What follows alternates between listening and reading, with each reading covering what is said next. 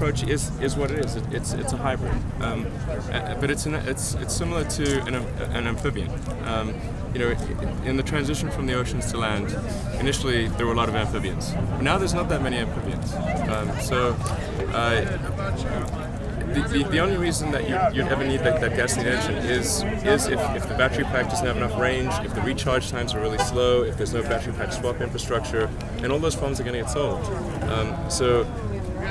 There's a medium-term role for a plug-in hybrid, but in our view, not a long-term role.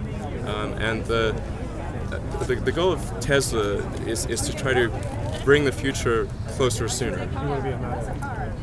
Yeah, my personal motivation, if we look back on this, say many years from now, and evaluate the effect of Tesla, I think I'd be pretty happy if we could say that Tesla helped accelerate the transition to sustainable transportation by 5 years, maybe as much as 10 years.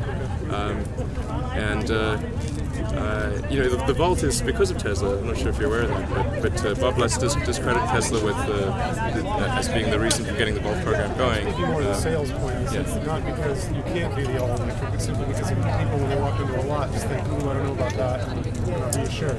I think there's a role for plug-in hybrids today, and there's a role for electrics, but I think long term it all goes electric, and so since we're trying to get things to that long term goal sooner than they might otherwise occur.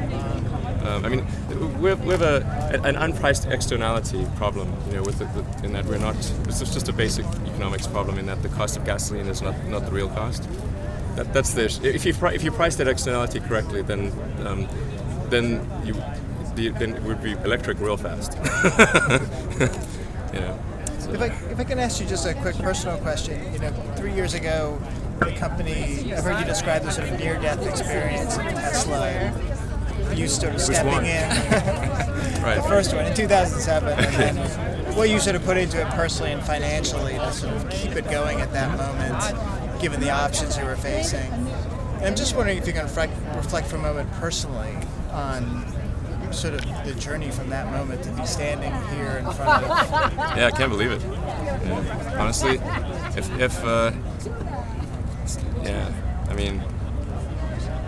if somebody showed me some crystal ball with a vision of the future where this was the future, I would have said, that's a ridiculous piece of fiction. But things worked out. I think it's hard to imagine having come from there to here.